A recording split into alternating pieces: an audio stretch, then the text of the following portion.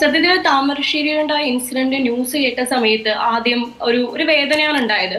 പക്ഷെ അത് കഴിഞ്ഞിട്ട് അതിൽ വാട്സപ്പ് ഓഡിയോ ക്ലിപ്പ് കേട്ട സമയത്ത് സത്യത്തിൽ ഒരു ഞെട്ടലും ഒരു ഒരു ഒരു ഒന്നും ചെയ്യാൻ പറ്റാത്തൊരു ഇൻസിഡന്റ് ആണ് ഉണ്ടാവുന്നത്. കാരണം എങ്ങനെയാണ് ഇത്ര സിമ്പിൾ ആയിട്ട് ഓക്കെ കൊല്ലാം വാ എന്ന് പറയാൻ ഒരു കുട്ടിക്ക് സാധിക്കുന്നത്? അല്ലെങ്കിൽ ആ കൂട്ടത്തിലുണ്ടായ ഒരാൾക്ക് പോലും അത് ശരിയല്ല, അത് വേണ്ട എന്ന് എന്തുകൊണ്ട് പറയാൻ പറ്റിയില്ല എന്നുള്ളൊരു കാര്യം ആലോചിക്കുമ്പോൾ എനിക്കൊരിക്കലും ഇത് ഇപ്പൊ എല്ലാവരും പറയുന്നത് പുതിയ ജനറേഷന്റെ കുഴപ്പമാണ്, പുതിയ തലമുറ മാറേണ്ടതുണ്ട്, പുതിയ തലമുറയിലാണ് ഇത്രയും ക്രൈം നടക്കുന്നത് എന്നൊക്കെ പറഞ്ഞിട്ട് എല്ലാം അവരുടെ തലക്കിടുന്നതിനേക്കാളും എന്തുകൊണ്ട് ഇങ്ങനെ ഒരു കാര്യം സംഭവിക്കുന്നു എന്നുള്ള ഒരു അനാലിസിസ് ആണ് വേണ്ടതെന്നാണ് ഞാൻ ചിന്തിക്കുന്നത്.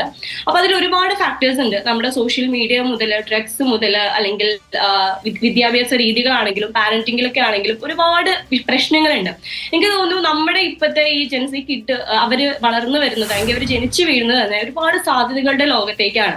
സ്മാർട്ട് ഫോണും സോഷ്യൽ മീഡിയയും മുതലുള്ള ഏറ്റവും അവർക്ക് അത്രയ്ക്കും കാര്യങ്ങൾ ചെയ്യാൻ പറ്റുന്ന രണ്ട് കാര്യങ്ങളാണ് നമ്മുടെ അവിടെ കയ്യിലോട്ട് കൊടുക്കുന്നത്. അപ്പൊ അത് കണ്ട് അത് കൺസ്യൂം ചെയ്ത് വളരുന്ന അവരത് ഏത് രീതിയിൽ യൂസ് ചെയ്യുന്നു, ഏത് രീതിയിൽ അവരുടെ മൈൻഡിനെ അത് ഇമ്പാക്ട് ചെയ്യണു എന്നുള്ളത് നമ്മൾ ചിന്തിക്കുന്നില്ല.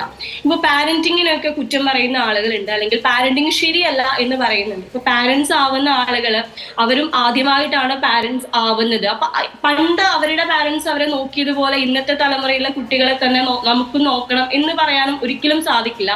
കാരണം പണ്ടത്തെ പാരന്റിങ് രീതി ഈ സമയത്ത് വർക്ക് ആവില്ല. ഇപ്പൊ ഞാൻ സോഷ്യൽ മീഡിയ ഇൻഫ്ലുവൻസർ ആയിട്ട് ഒരു 2 വർഷമായിട്ട് നിൽക്കുന്ന ഒരാളാണ്. ഞാൻ എപ്പോഴും കാര്യം പറയുന്ന ഒരു കാര്യം, social media is always not real എന്നുള്ളൊരു കാര്യമുണ്ട്. നമ്മൾ റീലിൽ കാണുന്ന എല്ലാം റിയൽ ആവണം എന്നില്ല. ഞാൻ എപ്പോഴും ഞാനൊരു 2 മാസത്തിൽ ഒരിക്കലെങ്കിലും ഒരു സോഷ്യൽ മീഡിയ ബ്രേക്ക് എടുക്കുന്ന ആളാണ്. കാരണം ഇപ്പോഴത്തെ കുട്ടികൾ ഒരു ഷോ ഓഫിന്റെ ഒരു കാലത്താണ് ജീവിക്കുന്നത്. കാരണം എന്തുണ്ടെങ്കിലും ഇല്ലെങ്കിലും അത് കാണിക്കണം, അത് കാണിച്ച് ആ ഒരു ഗ്രൂപ്പിൽ ഫിറ്റ് ഇൻ ആവണമെന്ന് ആഗ്രഹിക്കുന്ന ആളുകളാണ് അവർ. അപ്പൊ ആ ഒരു ഷോ ഓഫിന്റെ കാര്യത്തിൽ നിൽക്കുന്ന സമയത്ത് ഇല്ലാത്ത കാര്യങ്ങൾ പോലും വാങ്ങാനും അല്ലെങ്കിൽ അത് അനുകരിക്കാനും നോക്കുമ്പോൾ നമ്മുടെ റിയാലിറ്റി അതുമായിട്ട് ഒത്തുപോകുന്നുണ്ടോ എന്ന് മനസ്സിലാക്കാൻ പോലും അവർക്ക് പറ്റുന്നില്ല. ഇപ്പോഴത്തെ കാലത്ത് ഇൻഫ്ലുവൻസേഴ്സ് ആണെങ്കിലും അല്ലെങ്കിൽ പ്രൊഡക്റ്റിന്റെ റിവ്യൂസ് ആണെങ്കിലും അല്ലെങ്കിൽ നമ്മൾ ഈ കാണുന്ന ട്രിപ്സിന്റെ വീഡിയോസ് ആണെങ്കിലും ഇതൊക്കെ ഞങ്ങൾക്കും വേണം, അല്ലെങ്കിൽ ഇതാണ് ലൈഫ് എന്നുള്ളൊരു തെറ്റിദ്ധാരണ ആ കുട്ടികൾക്ക് ഉണ്ടാവുന്നുണ്ട്. അപ്പൊ നമ്മൾ ഈ ജെൻസി കിഡ്സിനെ കുറ്റം പറയുന്ന സമയത്ത് അവര് ജീവിക്കുന്ന ഈ സൊസൈറ്റി ബിൽഡ് ചെയ്തത് ഇതിന് മുന്നേ ഉള്ള ഞാൻ ഉൾപ്പെടുന്ന ഒരു തലമുറയാണ് അല്ലെ. അപ്പൊ അതിൽ നിന്ന് കൂടി കാര്യങ്ങൾ എടുത്തുകൊണ്ടാണ് അവർ ജീവിക്കുന്നത്. ഇപ്പൊ നമ്മൾ സിനിമകളെ കുറ്റം പറയുന്നുണ്ട്. ഈ കാലത്തെ ഈ ക്രൈം ഏറ്റവും കൂടുതൽ കാണിക്കുന്ന സിനിമകൾ ഉണ്ടാക്കി വിടുന്നത് ഈ കാലത്തെ കുട്ടികളല്ല, ഇതിന് മുന്നുള്ള ആളുകളാണ് അത് പ്രൊഡ്യൂസ് ചെയ്യുന്നത്. അപ്പൊ അത് അവർ എടുക്കുന്ന സമയത്ത് അത് അവര് ഡിഫറെന്റ് ആയിട്ടുള്ള രീതിയിൽ സ്വാധീനിക്കുന്നുണ്ട് എന്നേ പറയാൻ പറ്റുള്ളൂ. അപ്പൊ എനിക്കൊരിക്കലും തോന്നുന്നില്ല ഈ കാണുന്ന ക്രൈംസിന്റെ എല്ലാം ഉത്തരവാദിത്വം കുട്ടികളുടെ മേൽ മാത്രം നമുക്ക് അടിച്ചേൽപ്പിക്കാൻ പറ്റുന്ന.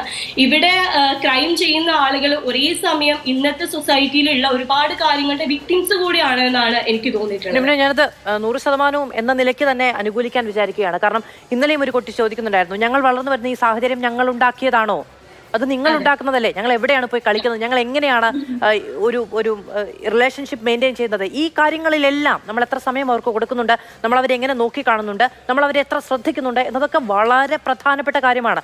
സിനിമയാകട്ടെ സോഷ്യൽ മീഡിയ കണ്ടന്റ് ആവട്ടെ എന്താണെങ്കിലും അവരിലേക്ക് പമ്പ് ചെയ്തെത്തുന്ന എല്ലാ കാര്യങ്ങളും ഉണ്ടാക്കി വെച്ചിരിക്കുന്നവർക്ക് മുന്നിലുള്ള നമ്മളാണ് ഇപ്പോൾ ഏറ്റവും ബെറ്റർ എന്ന് നമ്മൾ തന്നെ വിചാരിക്കുകയും, പക്ഷേ ഈ പിള്ളേരെന്താ ഇങ്ങനെ എന്ന് കുറ്റം പറയുകയും ചെയ്യുന്ന നമ്മുടെ സൃഷ്ടികളുടെ ഒരു വലിയ ഭാഗമാണ് അവരനുഭവിക്കുകയും ചെയ്യുന്നത്. അവർ നമ്മൾ വിചാരിക്കുന്ന രീതിയിൽ തന്നെ അവരതിനോട് പ്രതിപ്രവർത്തിക്കണം എന്നത് വാശി പിടിക്കാൻ പോലും അർഹതയില്ലാത്തവരാണ് എന്ന് മനസ്സിലാക്കി മാത്രമേ നമുക്ക് അവരോട് ഇങ്ങനെയല്ല എന്ന് പറയാനുള്ള ധാർമ്മിക അടിത്തറയെങ്കിലും ഉണ്ടാകൂ എന്ന് ഞാൻ വിചാരിക്കുന്നു.